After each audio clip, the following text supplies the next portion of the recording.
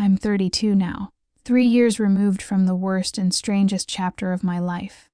But back then, I was drowning. If you've ever been so far down that the choices you make in that darkness still echo through your life, stay with me. This is the story of how I ended up in a stranger's mansion, agreed to a deal I never imagined myself making, and walked away with money that rescued me, but also left a mark I'm still learning how to live with. Before I unfold the rest of this night, take a second to hit like and subscribe. It really does help more than you know. And if you're drawn into stories like this, I want you here for every one of them. Also tell me in the comments, where are you watching from? Are you in a small town where the evenings fall slow and gentle, or in a city where the lights never quite go dark? Let's start at the beginning. I grew up in a forgotten patch of Ohio, in a town where the backyards bled into cornfields and the factory whistle told you what time it was better than any clock. My parents worked double shifts on the line. Vacations were things other families did. College, for me, was night classes at the community college. I clawed my way into a nursing program in the city, and for a while, it felt like I'd finally broken orbit. Then Mom got sick, stage 4. By 29, I wasn't in scrubs and clinics anymore. I was back in her small room at home measuring meds, changing sheets, sitting through long nights listening to her breathing change. I put school on hold, just for a semester. I never went back. I held her hand at the end. 6 months later, I got the call from the grocery store. Dad, heart attack. Leaning over a shopping cart in the cereal aisle. Their names went from bills to estate paperwork in what felt like one breath. Hospital invoices. Funeral expenses. Back mortgage payments. The casseroles stopped arriving long before the envelopes did. I sold the house I grew up in. Paid off what I could. Packed 2 suitcases, clutched my printed resume, and moved to Charlotte with $312 in my checking account and a head full of half-finished plans. Reality was colder than I'd prepared for. Waitressing jobs wanted late nights and weekends, exactly when job fairs and interviews were. Retail managers looked at my gap like it was a red flag instead of 3 years of unpaid caregiving. Unemployment checks ran dry. My studio apartment smelled like old takeout and anxiety. Then, one afternoon, there it was. Bright orange paper taped to my door. EV2I 30 days. My stomach dropped. That night, somewhere between scrolling job boards and staring at the ceiling, I saw it. An ad on Craigslist the way trouble often shows up, small font. Big promise. Live-in companion for elderly gentlemen, first $200 a week. Room and board. No medical certification required. Must be patient, kind, reliable. I stared at the listing until my vision started to blur. The amount sat there on the screen like something out of a different life. At 8:03 the next morning, I dialed the number. Harrington residence. A crisp woman's voice answered. I stumbled a bit through my introduction. Interview Thursday, 10 a.m., bring identification, she responded. No small talk, no details. When Thursday came, I put on my only blazer, twisted my hair into a low bun, and printed a fresh copy of my resume at the public library. The address took me to a different world. Tree-lined streets, iron gates, lawns that looked like they'd been trimmed with tweezers. The house itself was huge. 3-story brick, columns like something out of an old movie. And yes, there was an actual butler. Clark, he asked when I hesitated at the door. Emily, I said, but he just nodded. This way. He led me into a library that smelled of old paper, leather, and lemon polish. He sat behind a heavy desk, 85, thin. Oxygen tubing looped around his ears, but his eyes, icy blue, were clear and sharp. We talked for about 40 minutes. He asked about my family, my classes, why I'd left the program. At one point, I told him my mother's favorite book had been To Kill a Mockingbird. I felt my throat tighten. My eyes burned. I tried to blink it away. He watched me closely and simply nodded. By the time the grandfather clock in the hall chimed once, he said, "If you're interested, Ms. Clark, I'd like you to start Monday." Just like that. The first week, I learned the rhythm of his days. Up at 7 a.m., help him sit at the edge of the bed. Oatmeal with blueberries. Medications set out in a crystal dish like tiny grim jewels. Dusting the bookshelves, carefully skimming spines of titles I'd only heard of. Noon lunch soup. Half sandwich.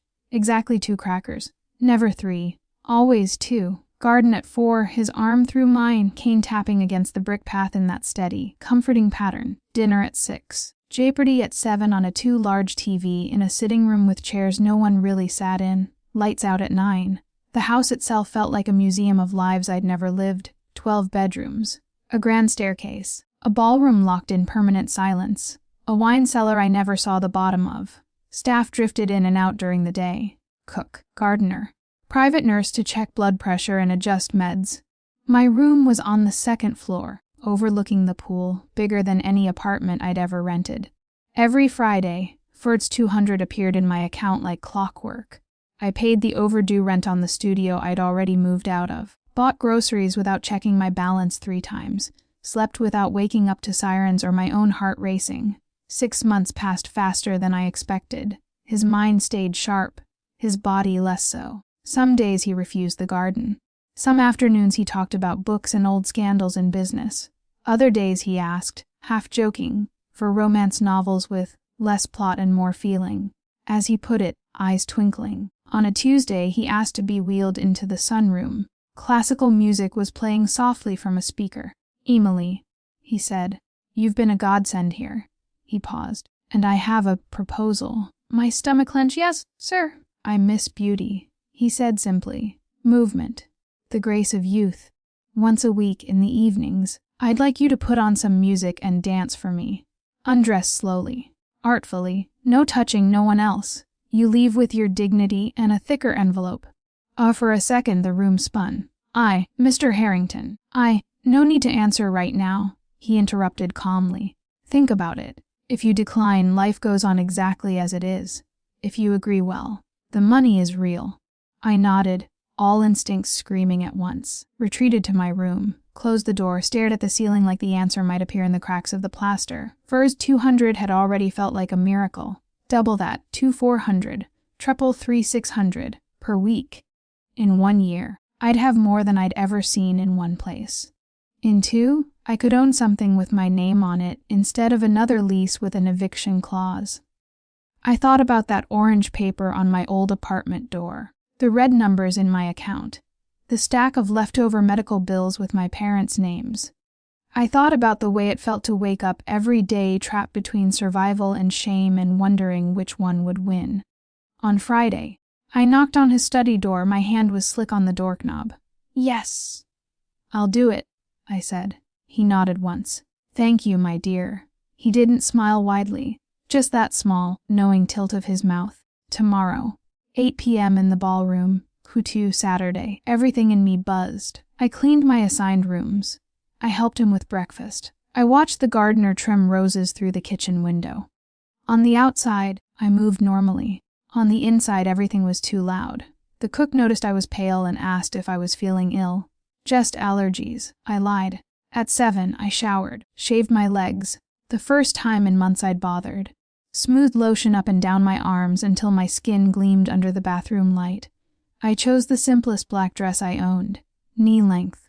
Sleeves to my elbows. Zipper down the back like a secret. I let my hair down in loose waves. Barely any makeup.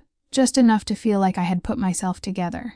Heels I could stand in or kick off if I needed to. The ballroom looked like a memory waiting to be used for something again. Only one chandelier was lit, its light dimmed. Dark red velvet curtains covered the tall windows. In the middle of the room, a Persian rug spread out like a stage. A leather armchair sat facing it. On a side table, a record player with vinyl already waiting. Mr. Harrington sat there, wrapped in a cashmere blanket. The low hum of his oxygen filled the quiet. "Whenever you're ready," he said. I stepped onto the rug and pressed the needle down. Tchaikovsky spilled into the room, Black Swan slow, haunting. I closed my eyes, let my shoulders roll back. Raised my arms, fingertips drawing invisible shapes in the air. The music found my hips.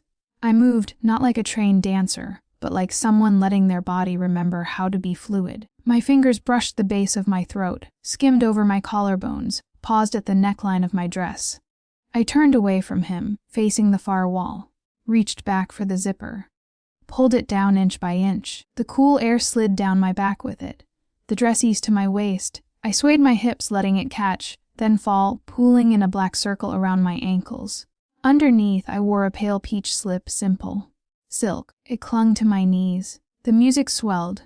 I moved again, letting my hands roam my own arms, circling my wrists, lifting my hair from the back of my neck, just to let it fall again like a small waterfall. I wasn't dancing for him, not in my head. I was dancing as if I stood in front of a mirror and needed proof that I could still be something other than tired. When I slid the straps of the slip down my shoulders, the fabric whispered against my skin. It dropped to the rug in a soft hush. Bra underwear. Plain cotton. White. I kept them on. I knelt, palms on my thighs, arched my back slowly, feeling every vertebrae protest and relent. Stood again. Arms wove patterns in the air. Hands at my waist, up my ribs, down my legs. 10 minutes felt like an hour. When the record reached its end, the static hummed in the silence. He clapped once. Beautiful, he said, voice thin but sincere. I ducked behind a folding screen. My hands shook as I pulled my dress back up and zipped it. When I stepped out, he slid an envelope toward me. 3,600, he said. We'll keep to Saturdays. I nodded, throat too tight to speak, and walked back to my room on legs that didn't quite feel like mine. Behind my locked door, I opened the envelope, counted once, twice, then pressed my face into my pillow and laughed and cried until both feelings blurred. 2, and that's how the routine began. Saturdays only. I built playlists with classical scores, old jazz ballads, slow R&B. I experimented with outfits. Skirts that twirled, wide-leg trousers that slid down easily. Always the same rule underneath: minimal, modest, never fully bare. He never asked me to change that. He never tried to add more conditions. He never touched me. He just watched. Sometimes intently. Sometimes drifting in and out, the way old men do when sleep sneaks up on them mid-scene. Every week, the envelopes piled up. I opened a new account and named it Future. Paid off every card I'd been avoiding. Bought a used Honda. No car payments. No bus transfers. The staff knew something. They'd have to be blind not to. The nurses' glances lingered a little too long on Saturday mornings. The cook started adding extra cake slices to my tray without comment. But no one asked. No one confronted either of us. People in big houses are good at living around secrets. One night he asked for moonlight. So we moved the ritual outside. Fairy lights were strung in the trees out back. A portable speaker played an instrumental violin piece. Crickets chirped along. I danced barefoot on the cool stone patio in a silver dress that shimmered with every turn. He sat bundled in a blanket in his wheelchair, face tipped up, eyes reflecting the tiny lights above us. You remind me of my wife when she was young, he said quietly. She danced on this stone once. Right there. He pointed to a spot near my feet. I swallowed. She must have been beautiful. She was, he said, eyes going somewhere I couldn't see. She would have liked you. In year 2, I grew bolder. Not in how much I removed, but in how I moved. I started incorporating scarves, long flowing fabrics, a paper fan that snapped and unfolded like punctuation. I learned to use shadows, turning the wall into a canvas for my outline. His health declined. The oxygen hissed louder. His hands shook. But on Saturdays, he dressed in suits. Let the butler comb his thinning hair. I closed on my condo on a Friday, 2 bedrooms. A small balcony overlooking a scruffy park. I danced the next night in white. Light as if it were floating around me. He watched and pressed another envelope into my hand afterward. 10,000, he said. For fresh paint. For curtains. For a start that doesn't involve debt. Guilt slipped in through the cracks of my gratitude. Sometimes, mid-turn, I'd catch my reflection in a darkened window and not recognize the woman twirling there. I told myself it was performance art, that I hadn't betrayed anything or anyone, that I was using my body, not selling it, that I was helping a lonely man pass his final years with something other than hospital smells and TV reruns. All those things were true, and still somehow not the entire truth. One visit, his grandson showed up unannounced. Law degree, crisp suit. Distrust in his posture. And what exactly do you do here? He asked me, eyes narrowing just enough to hurt. I keep him company. Meals. Reading walks, I replied. He didn't say he disbelieved me. He didn't have to. The next week, Mr. Harrington added one more condition. Quietly, over breakfast. We'll suspend our little evenings whenever family's around, he said. I exhaled a breath I didn't realize I'd been holding. Winter rolled in with its own agenda. He caught pneumonia. 3 weeks in the hospital.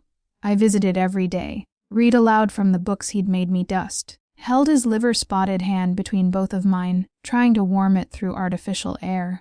The doctor finally pulled me aside, eyes soft and tired.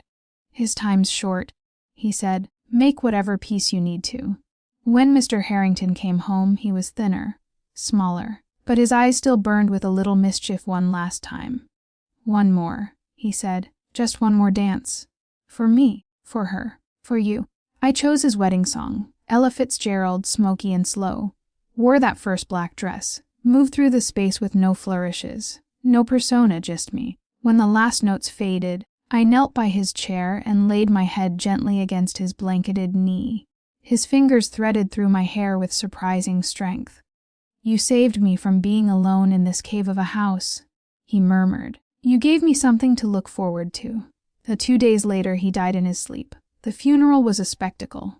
Politicians, business partners, faces from glossy magazine articles, a string quartet. Flowers I knew cost more than my entire nursing program would have. Then came the will. Bonuses for staff, large sums to charities, gifts to institutions and foundations with his name on them. And then, to my companion, Emily Clark, whose presence eased my final years, the sum of $500,000, and the pearl necklace my wife wore on our wedding day. I felt the room tilt. His grandson's lips pressed into an even thinner line. The lawyer walked over, placed a check in a velvet box in my hands. In the bathroom afterward, staring at myself in the mirror, I fastened the cool pearls around my throat. They felt heavier than all the cash in that envelope. I cried until my mascara streaked. The estate closed quickly. We all went back to our lives. The day after the funeral, I packed my things, left a short note on the nightstand of my now empty room. "Thank you for trusting me, for everything." I loaded my car, drove to my condo, unpacked my boxes alone, hung my own curtains. The first night, I walked through every room completely naked. Not for anyone, not for money, just to feel what it was like to exist in a space that was mine, fully paid for, with no one's eyes on me. Dating was awkward. A man from the gym asked what I'd done before pediatrics. "Caregiving," I said. He nodded like that explained everything. It explained nothing. Nights were the hardest. Sometimes I'd wake at 3:07 a.m., always somehow around that same time. Music would start playing in my head. My muscles would remember choreography before my thoughts caught up. I'd stand in the dark living room in an old t-shirt and sweatpants, swaying once or twice before shame and exhilaration collided, and I made myself stop. Therapy helped. I found a counselor who didn't recoil when I told the truth.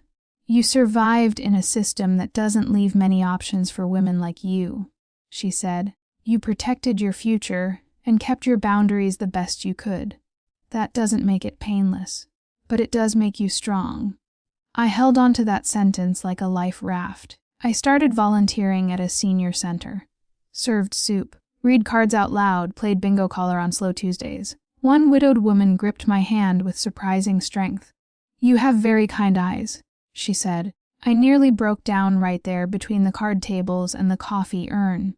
With the money, I did something my 20-year-old self would have been proud of. I renewed my nursing license.